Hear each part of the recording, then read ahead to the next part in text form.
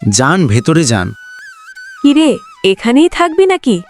তোর যাওয়া আসাতে খুব ভালো সুবিধে হবে, কি বলিস? হ্যাঁ মা, আপাতত এখানেই থাকি। দেখি আমি কোথাও কোনো কাজ পাই কিনা। মা, তুমি এই শরীর নিয়ে আর কত কাজ করবে বলো তো? কি করব বল, এখন তো আমাদের বেশি টাকা দরকার। আর কিছুদিন পর থেকে আমি আর যাব না। এরপর থেকে তারা সেখানেই থাকতে শুরু করে।